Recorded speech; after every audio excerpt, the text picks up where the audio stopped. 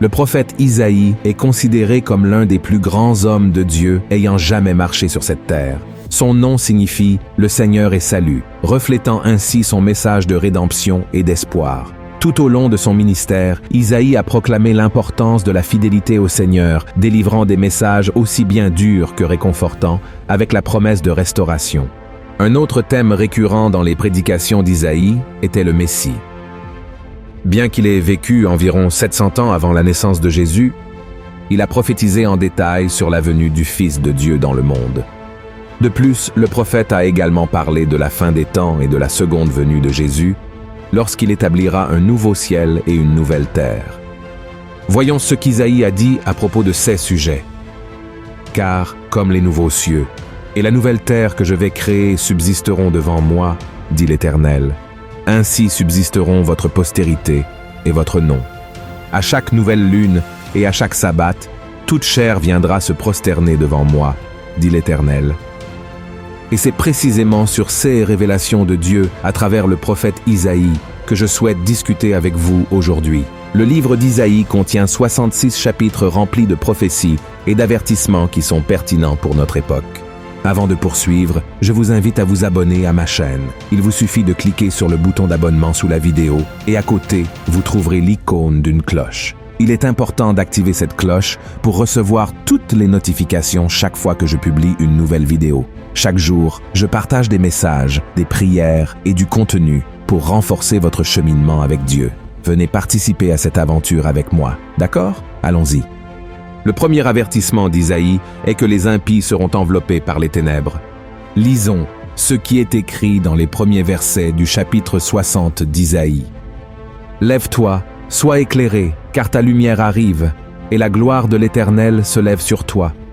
Voici, les ténèbres couvrent la terre, et l'obscurité les peuples. Mais sur toi l'Éternel se lève, sur toi sa gloire apparaît. » Dans ce chapitre entier, Dieu révèle aux prophètes la grandeur et la gloire de Jérusalem céleste, ainsi que le triomphe de l'Église. La vision d'Isaïe est très similaire à celle que l'apôtre Jean a eue dans l'Apocalypse 21 et 22, même si de nombreux siècles séparent ces révélations. Cela confirme la véracité et la cohérence de la parole de Dieu. Dans cette réalité céleste, il y aura une paix éternelle, où toute douleur, gémissement et larmes seront consolés. Les horreurs du passé ne les affligeront plus, car tout le règne appartiendra au Seigneur. Et c'est vraiment merveilleux, chers frères et sœurs.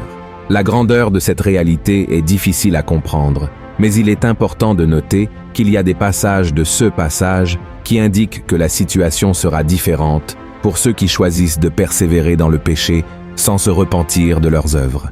Isaïe décrit que les ténèbres les envelopperont, car le soleil et la lune n'existeront plus, et la lumière qui éclairera les enfants de Dieu viendra directement du Saint-Esprit. Nous ne savons ni le jour ni l'heure du retour de Jésus. C'est pourquoi nous devons être toujours prêts, faisant la volonté du Père, combattant le péché et résistant aux tentations du diable. Car tôt ou tard, les trompettes retentiront, et ceux qui ne seront pas aux côtés de Christ seront enveloppés par les ténèbres, comme cela s'est produit avec les Égyptiens lors des 10 plaies d'Égypte. Voyons ce que la Bible dit à propos de cette réalité future.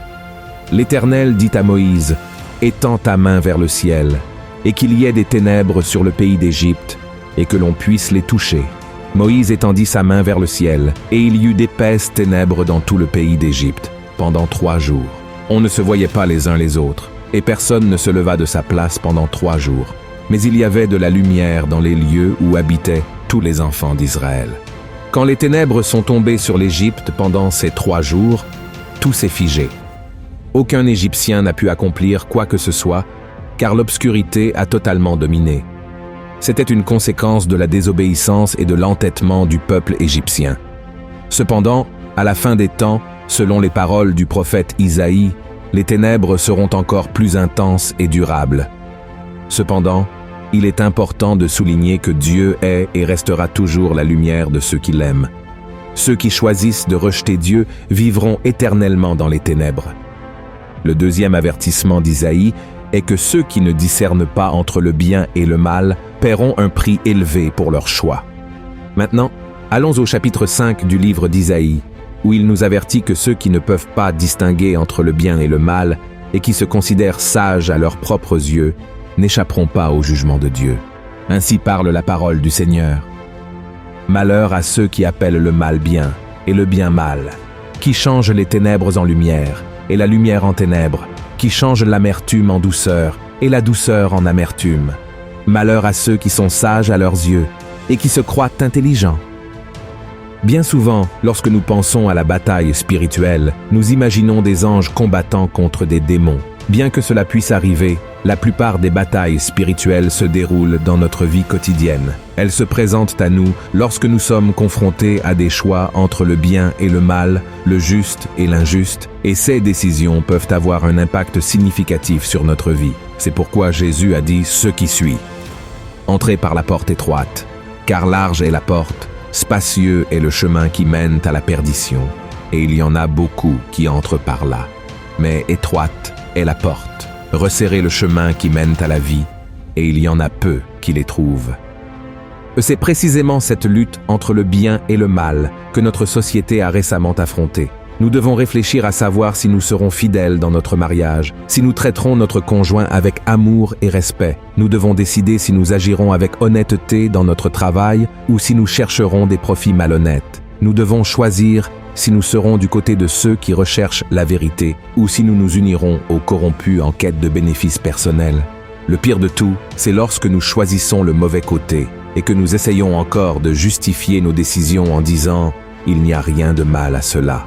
C'est être sage à ses propres yeux et ignorer ce que la parole de Dieu définit comme bien et mal, agissant selon les désirs de notre cœur. Cependant, la Bible nous enseigne que le cœur de l'homme est trompeur et corrompu.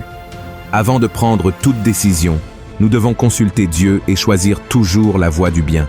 Sinon, nous paierons un prix élevé lorsque Jésus reviendra. Le troisième avertissement. Dieu permet que des choses mauvaises se produisent pour nous éveiller. Dieu aime profondément sa création, mais le monde a été affecté par le péché. En ce moment de la fin des temps, il permet que des choses mauvaises se produisent sur la terre comme un avertissement de ce qui est à venir. Lisons ce que le prophète Isaïe a écrit au chapitre 26. « Mon âme te désire pendant la nuit, et mon esprit te cherche au-dedans de moi. Car lorsque tes jugements s'exercent sur la terre, les habitants du monde apprennent la justice. » Dans ce passage, les ordonnances font référence aux catastrophes, aux tragédies et aux événements adverses qui se produisent sur la terre. Par exemple, la pandémie actuelle de coronavirus a causé des souffrances et de la peur dans le monde entier, entraînant des millions de décès en peu de temps. Cependant, cela ne signifie pas que Dieu a spécifiquement envoyé le virus comme châtiment. Il a permis que cela se produise pour que nous reconnaissions notre dépendance de sa puissance et de sa miséricorde, et pour chercher son salut avant que des choses encore plus terribles ne se produisent. Dans le livre de l'Apocalypse, l'apôtre Jean décrit la vision des 7 coupes de la colère de Dieu qui seront versées sur les partisans de l'Antéchrist après le son de la 7e trompette. Ces coupes apportent des malheurs et des calamités, symbolisant le jugement divin. Le but d'Isaïe en nous avertissant de ces événements est de nous exhorter à remettre nos vies à Jésus et à vivre selon sa parole, afin que nous puissions trouver sécurité et salut au milieu des temps difficiles. Amen. Le 4e avertissement. Dieu est bon, mais il est aussi juste. Qui n'a jamais entendu au moins une fois dans sa vie cette phrase « Dieu est bon tout le temps ». Et c'est vrai, le Seigneur est tellement bon qu'il a donné la vie de son propre Fils pour que nous puissions être libérés du péché et nous réconcilier avec lui par le sang de Christ. Mais il ne sera pas bon avec tout le monde à la fin des temps. Dans Isaïe 24, le prophète a dit « La terre est déchirée, la terre se brise, la terre chancelle. La terre chancelle comme un homme ivre, elle vacille comme une cabane. Son péché pèse sur elle, elle tombe et ne se relève plus. En ce temps-là, l'Éternel châtiera dans le ciel l'armée d'en haut, et sur la terre, les rois de la terre. Ils seront assemblés captifs dans une prison. Ils seront enfermés dans des cachots, et, après un grand nombre de jours, ils seront châtiés. Comme nous pouvons le voir dans le 3e avertissement, ceux qui ont choisi de servir le diable plutôt que de servir Jésus seront punis par les jugements qui accompagneront les 7 coupes. Et tout cela ne se produira pas parce que Dieu est mauvais, mais parce que Christ est saint et qu'il ne peut pas vivre au milieu du péché. Dans le chapitre 13, le prophète Isaïe nous met en garde. « Voici, le jour de l'Éternel arrive, jour cruel, jour de colère et d'ardente fureur, qui réduira la terre en solitude et en exterminera les pécheurs. Car les étoiles des cieux et leurs astres ne feront plus briller leur lumière, le soleil s'obscurcira dès son lever, et la lune ne fera plus luire sa clarté. Je punirai le monde pour sa malice, et les méchants pour leurs iniquités. Je ferai cesser l'orgueil des hautains, et j'abattrai l'arrogance des tyrans. » Alors, si vous ne voulez pas faire partie de ce groupe de personnes qui seront condamnées à l'enfer, croyez en la mort et la résurrection de Jésus et vivez selon ces enseignements. Acceptez cet amour si grand de Dieu pour vous, car dans l'éternité avec lui, il n'y aura plus de douleur ni de souffrance. Amen. Et le 5e avertissement est « Cherchez le Seigneur pendant qu'il est temps. Qui peut nous garantir que demain nous nous réveillerons en vie? La Bible dit que notre vie est comme un souffle, et que nos jours sont comme une ombre passagère. C'est pourquoi le prophète Isaïe nous a avertis que nous devrions remettre notre vie au Seigneur dès que possible, car nous ne savons pas si nous aurons une autre opportunité demain. Voyez ce qu'il a dit au chapitre 55. « Cherchez l'Éternel pendant qu'il se trouve. Invoquez-le tandis qu'il est prêt. Que le méchant abandonne sa voie, et l'homme d'iniquité ses pensées. Qu'il retourne à l'Éternel, qui aura pitié de lui, à notre Dieu, qui ne se lasse pas de pardonner. Peu importe les erreurs que vous avez commises dans le passé, Dieu n'est pas préoccupé par cela. Ce qu'il veut, c'est que vous vous repentiez de vos péchés et que vous lui remettiez votre vie dès maintenant.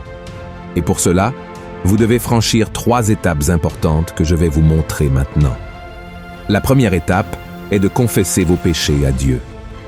La Bible dit « Si nous confessons nos péchés, il est fidèle et juste pour nous les pardonner et pour nous purifier de toute iniquité. » Comme nous pouvons le voir, le pardon de Dieu est une promesse pour nous tous. Cependant, la décision de recevoir ce pardon et de se repentir des péchés nous appartient à chacun. Donc, mon frère, confessez vos péchés au Seigneur et croyez que vous avez déjà été pardonné. La deuxième étape est de choisir de marcher dans la lumière. Dans la Bible, il est écrit « La nouvelle que nous avons apprise de lui et que nous vous annonçons, c'est que Dieu est lumière et qu'il n'y a point en lui de ténèbres. Si nous disons que nous sommes en communion avec lui et que nous marchions dans les ténèbres, nous mentons et nous ne pratiquons pas la vérité. Mais si nous marchons dans la lumière, comme il est lui-même dans la lumière, nous sommes mutuellement en communion et le sang de Jésus son Fils nous purifie de tout péché. » Marcher dans la lumière signifie abandonner la vie de péché et permettre à Jésus de transformer notre esprit et notre cœur. Lorsque nous faisons cela, nous lui accordons la liberté de nous transformer quotidiennement et trouvons la force de vaincre le péché. La troisième étape est de ne plus se blâmer après avoir confessé vos péchés à Christ. Il vous a déjà pardonné et nous ne devrions pas nous accabler. L'ennemi fera tout pour accuser et dire que nous sommes trop pécheurs pour être pardonnés par Dieu. Même si nous nous sentons sales et indignes des bénédictions du Seigneur, nous devons prendre possession du pardon par la foi. Amen. Par conséquent, frères et sœurs, nous devons comprendre que Jésus est sur le point de revenir et le prophète Isaïe a été utilisé par Dieu pour nous donner des avertissements importants sur ce qu'il faut faire et ne pas faire de nos jours. Christ a payé un prix élevé pour nos vies et nous ne pouvons pas gaspiller cette opportunité d'être sauvés, comme nous l'avons vu. Les derniers jours seront terribles et vous n'avez pas besoin de souffrir avec les impies, mais pour cela, vous devez répondre à l'appel que Dieu vous fait aujourd'hui. Amen. Si vous avez aimé ce message, je vous demande de le partager dans les groupes WhatsApp et sur Facebook. Propageons le message de l'Évangile et suivez-moi ici, car chaque jour, je vais vous aider dans votre marche avec Dieu. Je vous attends dans la prochaine vidéo. Que Dieu vous bénisse.